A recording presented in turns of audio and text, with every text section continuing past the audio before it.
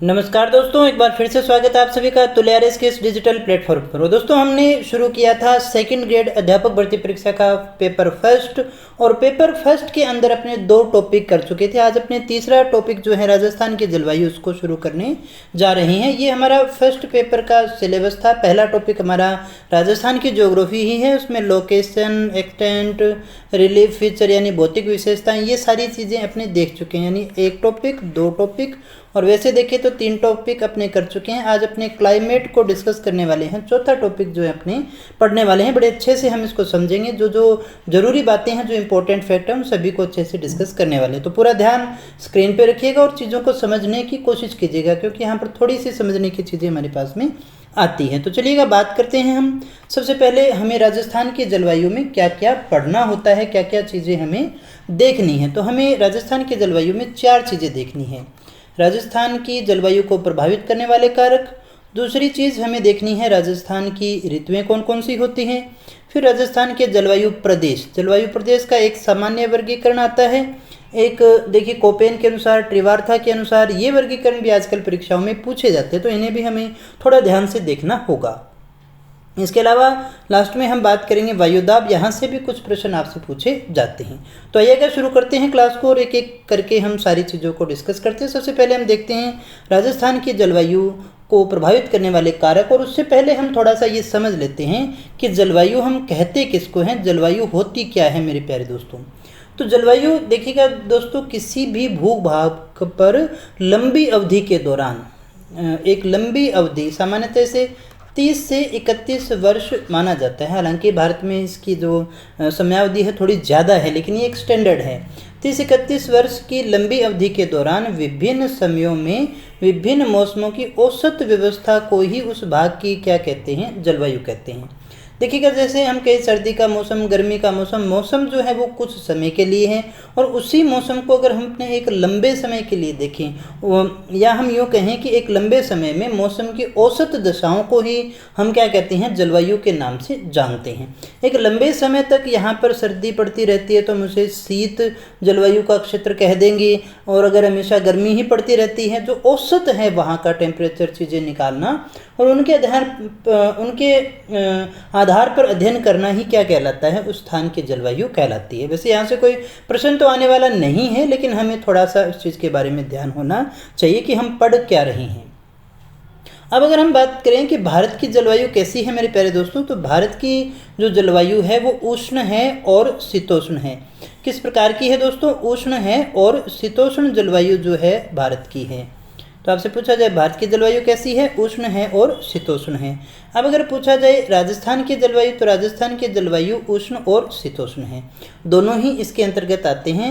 किंतु राजस्थान का 1% भाग उष्ण कटिबंध में आता है, और शेष 99% भाग जो है वो हमारा शीतोष्ण कटिबंध में आता है। क्यों आता है, आइए इस बात को थोड़ा सा हम समझने की कोशिश करते हैं कि ये कह क्या रहा है। अब देखिएगा दोस्तों, ये हमारी पृथ्वी है, ये हमारी पृथ्वी है। ये चीज़ें हमने अध्ययन की थी। 0 डिग्री, फिर उसके ऊपर 23.5 डिग्री कर्क रेखा है, फिर 66.5 डिग्री जो है आर्कटिक वृत्त है, और फिर हमारे यहाँ पर जो है उत्तरी ध्रुव है। इसी प्रकार से नीचे भी है 23.5 डिग्री, और एक नीचे भी 66.5 डिग्री है। तो 23.5 से 23.5 के मध्य सूर्य की किरणें हमेशा क्या पड़ती रहती हैं, सीधी पड़ती है। इसलिए इस स्थान को हम उष्ण कटिबंध के नाम से जानते हैं। यानी यहाँ पर ये ताप पेटी के आधार पर है, यहाँ पर जो जलवायु होगी वो उष्ण जलवायु होगी 23.5 से 23.5 के बीच में। अब यहाँ ये वाला और ये वाला जो क्षेत्र रह गया, यानी 23.5 से 66.5 के मध्य, 23.5 से 66.5 के मध्य, यहाँ पर ये देखिए ऊपर वाला कौन सा हो गया, पहले इसको देख लें। ये वाला रह गया शीत, ये वाला रह गया शीत, ये बीच में रह गया उष्ण वाला। तो शीत और उष्ण के बीच में आ जाने के कारण दोनों का ही प्रभाव यहाँ पर होता है, इसलिए हम इसको शीतोष्ण कटिबंध कहते हैं।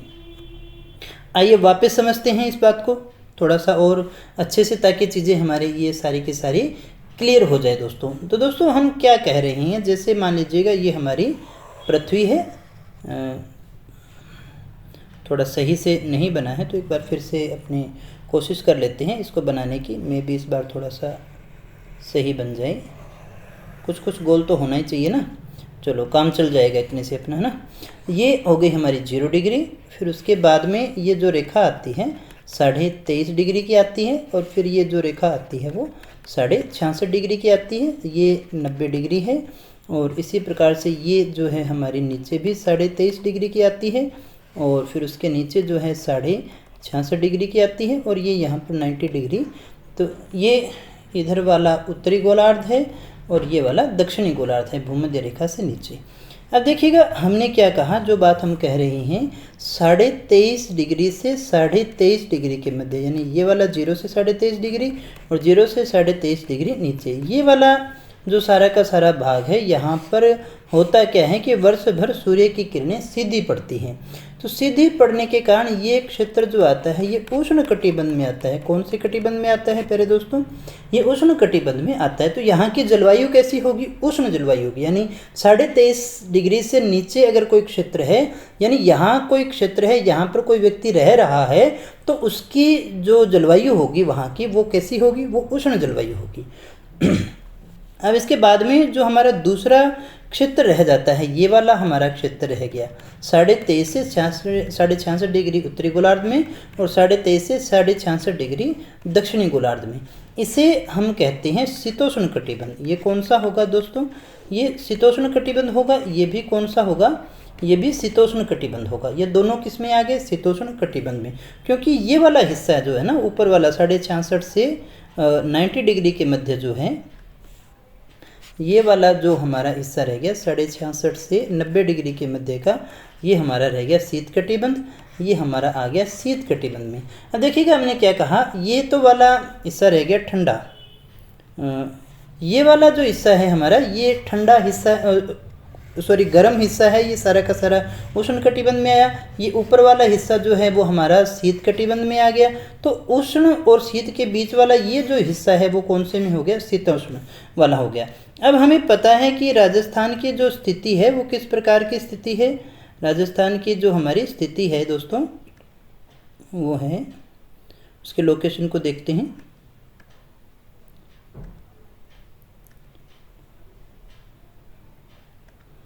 दोस्तों राजस्थान और भारत की लोकेशन की बात करें तो ये यहाँ पर रह गया है ना, ये यहाँ पर रह जाता है। इस प्रकार से है राजस्थान, क्योंकि राजस्थान से 23.5 डिग्री रेखा जो है वो गुजरती है। यहाँ पर साइड में हम इसको थोड़ा सा समझ लेते हैं ताकि सारी चीज़ें आपको अच्छे से समझ में आ जाएं। जैसे ये हमारा राजस्थान है और हमने ये कहा था इससे कौन सी रेखा गुजरती है? 23.5 डिग्री रेखा गुजरती है। तो 23.3 से तो ये स्टार्ट ही होता है, 23.5 से गुजरती है। यानी ये बहुत ही थोड़ा सा भाग जो आपको दिखाई दे रहा है, ये तो कौन से कटिबंध में आ गया? उष्ण कटिबंध में आ गया। अब ये बाकी सारा हिस्सा जो आ गया वो कौन से में आ गया? वो शीतोष्ण कटिबंध में आ गया, या हम इसे उपोष्ण भी कह देते हैं। उपोष्ण कटिबंध के अंतर्गत आ गया। तो दोस्तों हमने यही तो कहा ना, ये देखिएगा यहाँ पर है इसकी लोकेशन, यानी ये 23.5 डिग्री यहाँ से गुजरती है। तो ये 23.5 डिग्री यहाँ से गुजरती है, तो नीचे वाला हिस्सा यानी ये लगभग कौन सा रह गया? ये लगभग 1% का हिस्सा रह गया। ये 99% हिस्सा हमारा रह जाता है। और यही तो हम अभी जो है वो बात कर रहे हैं कि किस प्रकार से जो है हमारी जलवायु शीतोष्ण में भी आती है और उष्ण कटिबंध में भी आती है। आइए देखते हैं एक बार फिर से जो अपने पढ़ रहे थे।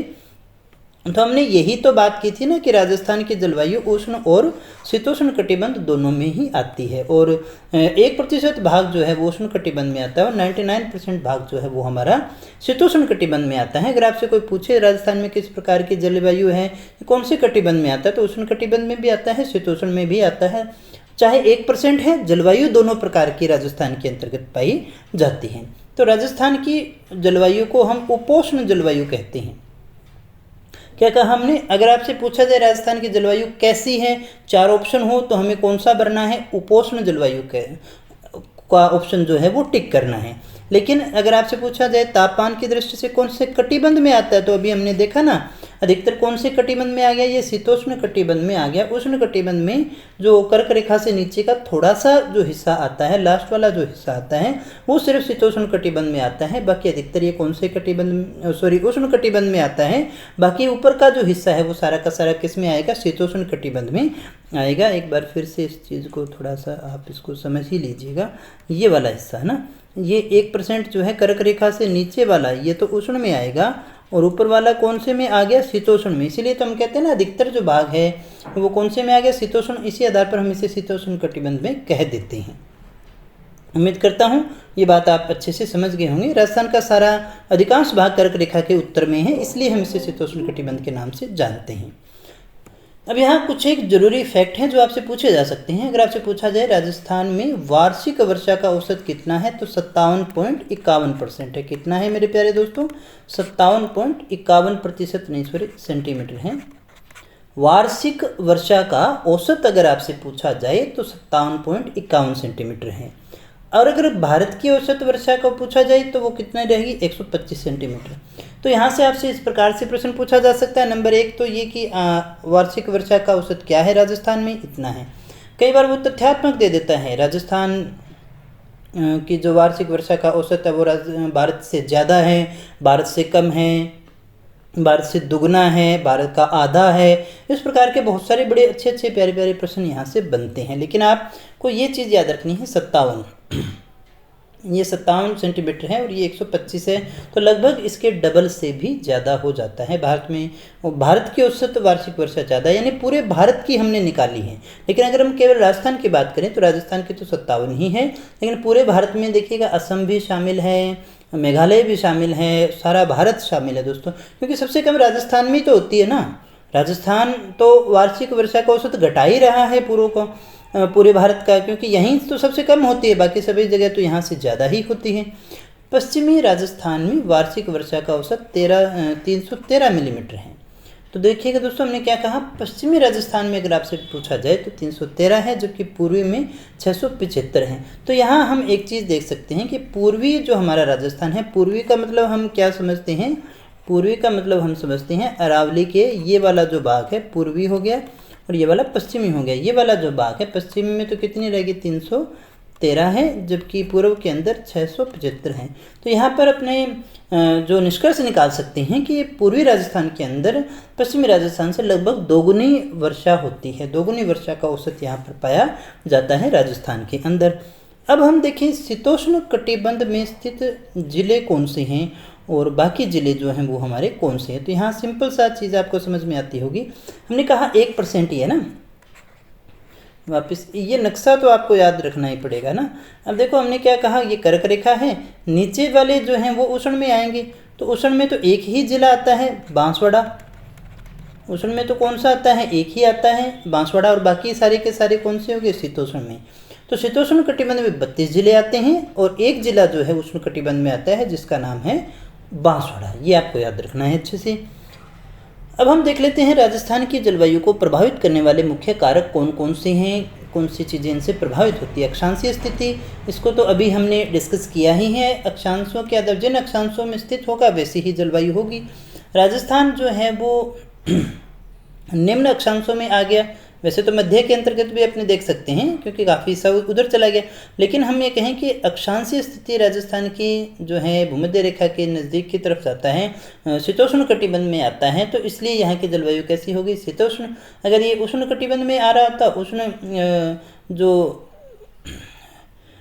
छोटे अक्षांश हैं 0 डिग्री, 1 डिग्री, 2 डिग्री, वहाँ होता तो गर्म होता। अगर ये बड़े अक्षांशों पे होता यानी 90 डिग्री के आसपास होता तो फिर वहाँ पे क्या होती, ठंड होती। समुद्र तट से दूरी होने के कारण अगर समुद्र से के नज़दीक होगा तो वहाँ पर समुद्री जलवायु का प्रभाव पड़ता है, यानी समुद्री जलवायु जो होती है वो औसतन होती है, उसमें न तो ज़्यादा गर्मी होती है न ही ज़्यादा सर्दी होती है, तो वो पाया जाता है। लेकिन हमारे यहाँ से तो समुद्र बहुत दूर है और राजस्थान की जलवायु इसी कारण से क्या है, शुष्क है, क्योंकि इधर हमारे पास में नज़दीक में कोई भी समुद्र तट नहीं है दोस्तों। इसलिए कई बार ऐसा प्रश्न पूछ लेता है वो, हमारे निकट सबसे बंदरगाह कौन सा है, यानी एक तरह से वो हमारे निकट का समुद्र ही हो गया ना। तो क्योंकि बंदरगाह तो कहाँ होते हैं, समुद्र में होते हैं, वहीं पे जहाज़ वगैरह आते हैं। तो कांडला बंदरगाह का नाम भी आपको याद रखना होता है। अरावली की स्थिति। अब अरावली स्थिति दो भूमिकाएं यहाँ पर हमारे निभाती है। जैसे ये हमारा राजस्थान रह गया, तो अरावली हमारी रहेगी इस प्रकार से। अब देखिएगा अरब सागर, इधर तो रह गया अरब सागर और इधर रह गई बंगाल की खाड़ी। अब अरब सागर से जो मानसून आता है वो मानसून इसके रह गया समानांतर। इसके समानांतर रहने के कारण ये जो है पश्चिमी भाग में तो बिल्कुल भी वर्षा नहीं कर पाता, इसके कारण बिल्कुल भी वर्षा नहीं होती है। अरब सागर से मानसून नहीं आता, बंगाल की खाड़ी से जब मानसून आता है इस प्रकार से तो अरावली से टकरा करके पूर्वी भाग में तो वर्षा कर देता है, लेकिन पश्चिमी भाग में वर्षा नहीं होती। अभी हमने देखा ना कि पश्चिमी भाग में तो 313 ही थी, लेकिन पूर्वी भाग में 600 प्लस में थी दोस्तों। तो यानी पूर्वी भाग में इसी कारण से जो है वर्षा ज़्यादा होती है। ये अरावली की स्थिति का ही मुख्य योगदान है। उसके कारण हमारे यहाँ पर पर्वतीय जलवायु भी पाई जाती है, शीतोष्ण जलवायु यहाँ पर इसके कारण हमारी पाई जाती है। धरातलीय स्थिति, तो यहाँ का जो धरातल है वो मिट्टी वाला है, काफ़ी गर्म है। इसके कारण जो थार का मरुस्थल है वो एक बड़ा एरिया है, 60% के आसपास हमारा क्षेत्रफल वहीं रह जाता है। तो वहाँ पर मिट्टी के अत्यधिक गर्म होने के कारण तापमान ज़्यादा पाया जाता है। जलवायु दशाएँ जो है हमारी वो है उच्च तापमान होने के कारण न्यून वायुदाब जो है वो ग्रीष्म काल में बनाती है, उसके कारण जो है मानसून भी आता है। बहुत सारे इसके योगदान हैं। तो धरातलीय स्थिति जो है जलवायु को प्रभावित करती है। इसके अलावा वनस्पति यहाँ पर न्यून है, उसके कारण भी गर्मी ज़्यादा पड़ती है। मृदा और समुद्र तल से ऊंचाई के कारण भी प्रभाव पड़ते हैं। तो इसमें तो कोई ऐसा डायरेक्ट क्वेश्चन तो है नहीं जो आपसे पूछा जा सके, बस एक बार मोटे तौर पर हमने देख लिया कि इन चीज़ों का भी हमें पता होना चाहिए। बाकी यहाँ से प्रश्न आने की बहुत कम संभावना है। यहाँ से सिर्फ एक ही प्रश्न आपसे पूछा जाता है और वो है अरावली की स्थिति, कि अरावली अगर इधर होती, अगर अरावली यहाँ के बजाय ऐसे होती तो क्या होता। मतलब हम कहें कि अरावली की स्थिति ऐसे न होकर के ऐसे होती तो क्या होता, तो फिर पश्चिमी भाग में यानी यहाँ पर तो वर्षा होती है, लेकिन ये वृष्टि छाया में आ जाता है, इधर वर्षा नहीं होती। इस प्रकार के प्रश्न भी आपसे पूछे जा सकते हैं। कंसेप्ट आपके समझ में आ गया, किसी प्रकार की कोई दिक्कत होनी नहीं है। आगे बढ़ते हैं और हम बात करते हैं राजस्थान की ऋतुओं के विषय में। राजस्थान में कौन कौन सी ऋतुएं पाई जाती हैं।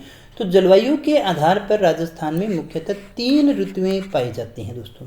जलवायु के आधार पर राजस्थान में 3 ऋतुएं हैं। कौन कौन सी? ग्रीष्म ऋतु, वर्षा ऋतु और शीत ऋतु। सबसे पहले हम बात करें ग्रीष्म ऋतु की, तो ग्रीष्म ऋतु जो है वो 15 मार्च से 15 जून के मध्य आती है। ग्रीष्म ऋतु कब आती है पहले दोस्तों? 15 मार्च से 15 जून। इसे हम अपने मध्य मार्च से मध्य जून भी लिख सकते हैं। बाकी यहाँ से प्रश्न नहीं बनना, हमें थोड़ा सा ध्यान होना चाहिए।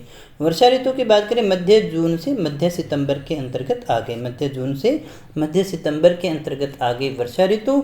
और उसके बाद में दोस्तों देखिएगा शीत ऋतु का आगमन हो जाता है। शीत ऋतु जो है 15 अक्टूबर से 15 फरवरी तक रह जाती है। अब एक चीज़ यहाँ पर जो हमें देखनी है कि 15 सितंबर से 15 अक्टूबर का जो समय है वो मानसून निवर्तन का काल है, यानी लौटते मानसून का काल हम इसे मानते हैं। तो जब मानसून आता है जून के अंदर और वापस जब ये आ रहा होता है तो इसे मानसून लौटने का काल कहते हैं। आगे हम इसे पूरी चीज़ को भी समझेंगे। शीत ऋतु की बात करें तो 15 अक्टूबर से 15 फरवरी तक जो है शीत ऋतु यहाँ पर देखने को हमें मिलती है। अब इनके अंदर क्या क्या चीज़ें हैं, कौन कौन से फैक्ट हैं, उनको भी देख लेते हैं। सबसे पहले हम बात करते हैं ग्रीष्म ऋतु के विषय में। ग्रीष्म ऋतु क्या है और कब से कब तक होती है? तो मार्च से मध्य जून तक जो है राजस्थान में ग्रीष्म ऋतु होती है। तो देखिएगा होता क्या है, यहाँ पर सबसे ज़्यादा तापमान हमें देखने को मिलता है। सर्वाधिक तापमान भारत में हमें यहाँ देखने को मिलता है, क्योंकि पश्चिमी राजस्थान में विशेषतः वनस्पति का अभाव है। वनस्पति के अभाव और धरातल में रेत होने के कारण यहाँ पर तापमान जो है वो बहुत ज़्यादा विकसित हो जाता है। वनस्पति के अभाव और रेतीली भूमि होने के कारण यहाँ पर बहुत ज़्यादा टेम्परेचर पाया जाता है। और 21 जून को जब सूर्य की किरणें कर्क रेखा पर सीधी पड़ती है तो राज्य में भी भयंकर गर्मी पड़नी शुरू हो जाती है, क्योंकि कर्क रेखा हमारी यहाँ तक पहुँच जाती है और जो थार के मरुस्थल को अत्यधिक गर्मी देने का कार्य करती है, गर्म कर देती है, जिसके कारण जो लू वगैरह भी यहाँ पर चलती है दोस्तों। पश्चिमी थार के मरुस्थल का तापमान दिन में 45 डिग्री से 47 डिग्री तक हो जाता है। देख सकते हैं आप कितनी ज़्यादा गर्मी हो जाती है, क्योंकि वहाँ पर न तो वनस्पति है, धरातलीय स्वभाव भी रेत का है, पानी है नहीं, इसलिए रेत जल्दी गर्म हो जाती है, इसलिए ज़्यादा गर्मी छोड़ती है। इसलिए 47 डिग्री तक तापमान जो है वहाँ पर पहुँच जाता है। ग्रीष्म ऋतु में राजस्थान में उत्तर पश्चिमी भाग में कम वायु दाब का क्षेत्र बनता है दोस्तों। जैसे हमारा ये वाला राजस्थान रह गया, तो राजस्थान का ये जो हमारा पश्चिमी भाग है, पश्चिमी उत्तर पश्चिमी, ये वाला उत्तर पश्चिमी भाग जो हमारा रह गया, तो यहाँ पर क्या होता है, ग्रीष्म ऋतु के अंदर रेतीले स्वभाव के कारण सूर्य की किरणें सीधी पड़ी तो ये अत्यधिक तप हो गया, तप्त हो गया, टेम्परेचर अधिक होता है तो एयर प्रेशर क्या हो जाता है, कम होता है। इसी कारण से यहाँ पर कम वायु दाब का क्षेत्र बनता है और इसी के कारण जो है वो भारत में मानसून आता है दोस्तों। अब यहाँ पर एक दो प्रश्न और पूछे जा सकते हैं, जैसे लू क्या है। जो राजस्थान में रहते हैं वो तो लू को अच्छे से जानते हैं। वैसे ये पछुआ पवन का ही एक विशिष्ट रूप माना जाता है। हमारे यहाँ पर पवनें दी हुई हैं इसलिए उसमें वहाँ पर हम इसको अच्छे से डिस्कस भी करेंगे। अभी यहाँ पर सिर्फ आप इतना ही समझ लीजिएगा, जो व्यापारिक पवनें चलती हैं, स्थायी पवनें चलती हैं ग्लोब के ऊपर, पृथ्वी पर जो स्थायी पवनें चलती हैं उनमें से एक पछुआ पवन है। पश्चिम से चलने के कारण हम इनको पछुआ पवनें कहते हैं। तो इसी पछुआ पवनों का ही ये एक विशिष्ट रूप माना जाता है लू। ये कैसी होती है, प्रश्न ऐसे पूछ लेता है। लू है, लू पछुआ पवनों का विशिष्ट रूप है। ये गर्म और आर्द्र होती है, गर्म व शुष्क होती है, शुष्क व नम होती है। इस प्रकार के प्रश्न आपसे बहुत ज़्यादा पूछे जाते हैं, तो ये बिल्कुल आपके एग्जैक्ट क्लियर हो जाना चाहिए। ये गर्म है, लू कैसी है, गर्म है। शुष्क है, शुष्क क्यों है, क्योंकि हमारे पास में कोई समुद्र नहीं है, इसलिए शुष्क का मतलब वातावरण में नमी की कमी है। गर्म और शुष्क हवाएं चलती हैं। लू क्या है, गर्म व शुष्क हवाएं हैं जो थार के मरुस्थल में चलती हैं। ये पछुआ पवनों का ही विशिष्ट रूप माना जाता है। अगर आपसे पूछा जाए सबसे ज़्यादा कहाँ चलती हैं, तो सबसे ज़्यादा ये बाड़मेर में आपको देखने को मिलेंगे। महसूस आप कर सकते हैं, अगर लू का आनंद आपको लेना हो तो आपको बाड़मेर में जाना पड़ेगा। वहाँ पर आपको इसके साथ में टाइम स्पेंड करने को ज़्यादा मिल जाएगा, है ना। स्पेशली मई जून माह में जो है इसका ज़्यादा प्रभाव रहता है। पश्चिमी भाग में इसका प्रभाव जो है वो ज़्यादा रहेगा, पूर्वी में इतना ज़्यादा हमें देखने को नहीं मिलता है। फिर उसके बाद में आंधी। आंधी क्या होती है दोस्तों, धूल भरी नमी और आर्द्रता युक्त तेज हवाएं जो होती हैं उन्हें ही हम आंधी कहते हैं। कि आंधी किसे कहते हैं दोस्तों, धूल भरी नमी व आर्द्रता से युक्त तेज हवाएं होती हैं उन्हें आंधी कहते हैं। सर्वाधिक आंधी अगर आपसे पूछा जाए राजस्थान में कहाँ आती है, तो वो गंगानगर में आती है मेरे प्यारे दोस्तों। सबसे ज़्यादा आंधियाँ गंगानगर में आती हैं, गंगानगर में चलती हैं। और वनस्पति के लगातार बढ़ने से उत्तर पश्चिम से दक्षिण पूर्व की ओर आते हैं, तो वैसे वैसे इनकी जो संख्या है वो कम होती जाती है दोस्तों। जैसे हम ये कहना चाहते हैं, जैसे ये हमारा राजस्थान है तो उत्तर पश्चिम में जो है वो आंधियाँ ज़्यादा चलती है। जैसे जैसे हम नीचे आएंगे तो इधर वनस्पति भी क्या होती जाएगी, वनस्पति बढ़ रही है। वनस्पति बढ़ने से आंधियों की संख्या भी क्या होती जाएगी, कम होती जाएगी। जैसे यहाँ पर गंगानगर के अंदर 27 दिन चल रही है, जैसे जैसे नीचे चलेंगे ना झालावाड़ तक आते आती है बिल्कुल ही 3 दिन तक रह जाती है दोस्तों। बांसवाड़ा के साइड में आकर के बहुत ही कम हो जाती है। तो लू जो है किधर से किधर घटती है ये हमें याद रखना है। उत्तर पश्चिम से दक्षिण पूर्व की ओर जाने पर आंधियों के दिनों की संख्या में कमी हो जाती है। आंधियों के दिन जो हैं वो कम हो जाते हैं दोस्तों। फिर एक शब्द आपने और सुना होगा जिसे स्थानीय भाषा में कहते हैं भमूलिया। भमूलिया एक प्रकार का छोटा चक्रवात ही है जो उच्च वायुदाब और निम्न वायुदाब के पवनों के मिश्रित होने के कारण बनता है। ये सर्वाधिक कहाँ आती हैं, तो सर्वाधिक भमूलिया जो है वो आपको बीकानेर में देखने को मिलेंगे। इसमें स्थानीय लोग इसे भूतालिया भी कहते हैं। आपने कभी कभी छोटे छोटे इस प्रकार के वायु भंवर आते हुए देखे होंगे। इन्हें ही हम क्या कहते हैं, भमूलिया के नाम से जानते हैं। कुछ दूर जाकर के कई बार तो समाप्त भी हो जाया करते हैं दोस्तों। आंधियों की अगर हम बात करें तो आंधियाँ सबसे ज़्यादा हमने कहा गंगानगर में चलती हैं, 27 दिन चलती हैं। उसके बाद में बाड़मेर में 12 दिन, बीकानेर में 18 दिन, जैसलमेर जोधपुर में, ये जोधपुर है दोस्तों इसको सही कर लीजिएगा थोड़ा सा, 14 दिन है। अजमेर में 5 दिन है। कोटा झालावाड़ में 3 दिन है। देखा हमने यही कहा ना, जैसे जैसे हम दक्षिण की तरफ आते हैं तो ये कम होते जाते हैं आंधियों के दिन। सबसे कम आंधी झालावाड़ में आती है, सबसे ज़्यादा गंगानगर में, सबसे कम झालावाड़ में, जहाँ यहाँ 27 दिन आती हैं, झालावाड़ में 3 दिन आती हैं। 9 गुना आंधियों के दिनों की संख्या ज़्यादा है गंगानगर में। कुछ स्थानों पर मई जून माह में संवहनीय धारा उत्पन्न हो जाती हैं और यही जो है आंधियों के बनने का कारण है। संवहनीय धाराएं नीचे से ऊपर की ओर चलती हैं, तो इन्हीं के कारण क्या होता है, तापमान के डिफरेंस होने के कारण जो संवहनीय धारा उत्पन्न हो जाती है और इसी कारण से जो है यानी तापमान की भिन्नता के कारण ही जो है वो आंधियों का निर्माण होता है। इसमें धूल वगैरह भी आती है। इसके बाद में दोस्तों हम बात करते हैं ग्रीष्म ऋतु के विषय में ही। ग्रीष्म ऋतु में आंधियों के कुछ एक स्थायी नाम हैं, उनको भी हम देख लेते हैं। उससे पहले एक दो चीज़ें अपने यहाँ समझ लेते हैं। जैसे ये हमारा राजस्थान है दोस्तों,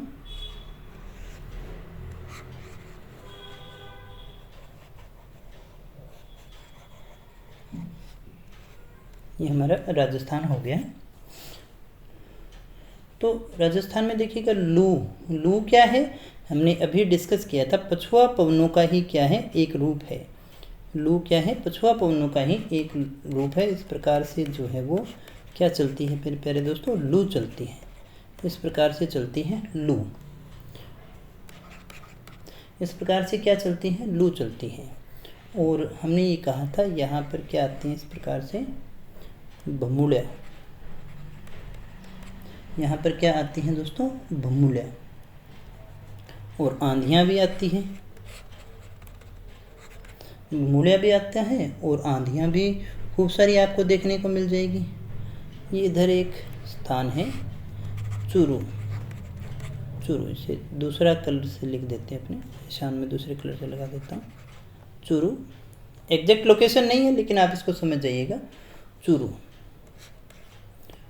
जो है, सर्वाधिक तापमान जो है वो चूरू में होता है, 50 डिग्री तक पहुंच जाता है। चूरू के अंदर तापमान काफ़ी ज़्यादा होता है, जबकि सर्वाधिक तापमान वाला स्थान जो है वो हमारा कौन सा रह जाता है, फलूदी रह जाता है दोस्तों। तो ये लू है। एक चीज़ आप और यहाँ पर साथ ही साथ याद रख सकते हैं, 999 मिलीबार जो रेखा है वो यहाँ से गुजरती है वायुदाब की। ये आगे भी अपने इसको समझने की कोशिश करेंगे, दोबारा भी आएगा ये सॉरी, ये 998, ये 999, यानी यहाँ पर वायुदाब क्या हो जाता है, न्यून हो जाता है। खाली ये समझाने के लिए ही मैं आपको ये चीज़ें बता रहा हूँ, बाकी इसमें ज़्यादा कुछ है नहीं। इसके नीचे एक और रेखा बना सकते हैं, ये 1000 मिलीबार रेखा है, ये वायुदाब रेखाएं जो हैं यहाँ से गुजरती हैं। तो यहाँ से भी आपसे प्रश्न कई बार पूछे जाते हैं। इसके बाद में ग्रीष्म ऋतु में आंधियों के स्थानीय नाम हम देख रहे थे। पूर्व से आने वाली, जैसे ये राजस्थान है, इसको आप इस प्रकार से याद रख सकते हैं। पूर्व से आने वाली, पूर्व से आएगी वो क्या कहलाएगी दोस्तों, पूर्वाई कहलाएगी, पूर्वा कहलाएगी। अगुण पूर्व को कहते हैं। पश्चिम से जो आएगी, यानी इधर से जो आएगी वो क्या कहलाएंगी, वो पिछवाई कहलाएंगी, पछुआ कहलाएगी, पछऊ कहलाएगी, आथुणी कहलाएगी। इसी प्रकार से उत्तर से जो आएगी, यानी ऊपर से जो आएगी वो उत्तरा कहलाएगी, उत्तराध कहलाएगी, धरोड़ू कहलाएगी, धराऊ कहलाएगी। यहाँ से इस प्रकार के प्रश्न आपसे पूछे गए हैं। दक्षिण से आएगी तो वो क्या कहलाएगी, वो कहलाएगी लखाऊ। इसी प्रकार से उत्तर पूर्व के मध्य से, उत्तर और ये हमारा पूर्व है ना, उत्तर पूर्व के मध्य से जो आएगी, यानी यहाँ से जो आएगी उसे हम कहते हैं संजेरी, वो हो गई संजेरी। इसी प्रकार से पूर्व और दक्षिण के मध्य, पूर्व और दक्षिण के मध्य से, यानी इधर जो आती है उसे हम कहते हैं चीर या चील। इसी प्रकार से दक्षिण पश्चिम के मध्य से आने वाली, दक्षिण और ये पश्चिम है, दक्षिण और पश्चिम के मध्य से आने वाली कौन सी होगी, इधर समुद्र है ना, अरब सागर है, तो इस कारण हम इसे समुद्री कहते हैं। फिर उत्तर पश्चिम से आने वाली ये वाली हो गई, ये वाली कौन सी हो गई, सूर्या हो गई। तो ये 4 डायरेक्शन से आती हैं दोस्तों, 4 और 4 8 डायरेक्शन से जो हवाएं आती हैं, जो आंधियाँ आती हैं, इनसे भी कई बार बड़े अच्छे अच्छे प्रश्न आपसे पूछे जा सकते हैं। पूर्व से आने वाली पूर्वाई होती है, अगुणी होती है। पश्चिम से आने वाली पिछवाई, पच्छऊ या फिर आथुणी कहलाती है। उत्तर से उत्तरा आती है, उत्तरार्ध आती है, दरोड़ू आती है, धराऊ आती है। ये सारे स्थानीय नाम हैं दोस्तों। इसके बाद में दोस्तों हम बात करते हैं, आगे बढ़ें थोड़ा सा, और इसके बाद में हम बात कर लेते हैं ग्रीष्म ऋतु में ही कुछ इंपॉर्टेंट फैक्ट है हमारे। सर्वाधिक तापमान जो है वो कहाँ का पाया जाता है, सर्वाधिक तापमान हमारा पाया जाता है जैसलमेर का। सर्वाधिक तापमान कहाँ होता है दोस्तों, जैसलमेर में। इसके बाद में दोस्तों न्यूनतम तापांतर अगर आपसे पूछा जाए तो वो बांसवाड़ा में रहेगा। ग्रीष्म काल में अगर आपसे औसत तापमान पूछा जाए, ग्रीष्म काल में एवरेज टेम्परेचर जो रहता है राजस्थान का, तो वो 38 डिग्री रहता है। राज्य का सबसे गर्म महीना पूछा जाए तो जून में सबसे ज़्यादा गर्मी पड़ती है। राजस्थान में सबसे लंबा दिन व सबसे छोटी रात पूछी जाए तो वो 21 जून की होगी। 21 जून को सूर्य की किरणें कर्क रेखा पर सीधी पड़ती है, उस दिन सबसे ज़्यादा लंबा दिन होता है। भारत का सबसे गर्म स्थल कौन सा हो गया? फलोदी हो गया। राज्य का सबसे ज़्यादा शुष्क जिला कौन सा हो गया? जैसलमेर। सर्वाधिक शुष्क स्थान कौन सा हो गया? फलोदी। और न्यूनतम दैनिक तापांतर वाला महीना कौन सा आता है? अगस्त। एक बार फिर से इन चीज़ों को समझ लीजिएगा। अगर आपसे पूछा जाए सर्वाधिक दैनिक तापांतर का मतलब दिन और रात का न्यूनतम तापमान, जैसे मान लीजिए न्यूनतम 3 रहा हो और मैक्सिमम 15 रहा हो, तो इन बीच का जो डिफरेंस है 12 डिग्री हो गया। ये जो तापांतर है दैनिक की अगर हम बात करें तो जैसलमेर में होता है, और न्यूनतम दैनिक तापांतर की अगर बात करें तो वो कहाँ पर रह गया? वो बांसवाड़ा में रह गया। अब आपसे पूछा जाए ग्रीष्म काल में गर्मी तो बहुत पड़ती है लेकिन पूरे राजस्थान में एक सी नहीं पड़ती है, इससे तो राजस्थान में ग्रीष्म काल में एवरेज टेम्परेचर कितना पाया जाता है? 38 डिग्री पाया जाता है। फिर हमसे पूछा जाए राज्य का सबसे गर्म महीना यानी सबसे ज़्यादा गर्मी किस महीने में पड़ती है? तो वो जून माह में पड़ती है। राजस्थान में सबसे लंबा दिन और सबसे छोटी रात पूछी जाए तो वो कौन सी होगी? 21 जून को, क्योंकि 21 जून को ही सूर्य की किरणें सीधी यहाँ पर पड़ती हैं। भारत का सबसे गर्म स्थल अगर आपसे पूछा जाए तो वो हो जाएगा फलोदी। राज्य का सबसे शुष्क जिला पूछा जाए तो वो रह जाएगा जैसलमेर। सबसे शुष्क स्थान पूछा जाए, ये तो बहुत बार परीक्षा में पूछा जाता है, मोस्ट इंपॉर्टेंट होता है। न्यूनतम दैनिक तापांतर वाला महीना अगर आपसे पूछा जाए तो वो रह गया अगस्त। सर्वाधिक तापमान वाला जिला चूरू 50 डिग्री तक पहुंच जाता है। न्यूनतम तापमान वाला जिला भी क्या है? चूरू है, क्योंकि रेत है यहाँ पर। रेत होने के कारण गर्मियों में सबसे ज़्यादा गर्म हो जाता है, सर्दियों में सबसे ज़्यादा ठंडा हो जाता है दोस्तों। राज्य का सर्वाधिक वार्षिक तापांतर वाला जिला अगर पूछा जाए तो भी वो चूरू है। चूरू से 3 क्वेश्चन बन गए आपके। मैक्सिमम टेम्परेचर वाला चूरू, मिनिमम टेम्परेचर वाला चूरू, मैक्सिमम जो वार्षिक तापांतर वाला है वो भी चूरू कहलाएगा। राज्य का न्यूनतम वार्षिक तापांतर वाला जिला कौन सा रह गया? डूंगरपुर। जिले की अगर बात करें अपने तो वो कौन सा रह जाएगा? डूंगरपुर रह जाएगा दोस्तों। तो दोस्तों ये था हमारी आज की क्लास। आज की क्लास में हमने ग्रीष्म काल तक डिस्कस कर लिया है। बाकी की जो ऋतुएं हैं वो अपने नेक्स्ट क्लास में डिस्कस करेंगे। जो ज़रूरी फैक्ट बताए हैं उनको लिखना और अच्छे से उनको याद करने की कोशिश कीजिएगा। मुझे उम्मीद है ये क्लासेज आपको अच्छी लग रही हैं और आपके लिए लाभदायक साबित हो रही है दोस्तों। तो दोस्तों इसी प्रकार से हमारे साथ में बने रहिएगा। मिलते हैं नेक्स्ट क्लास में, तब तक बहुत बहुत धन्यवाद।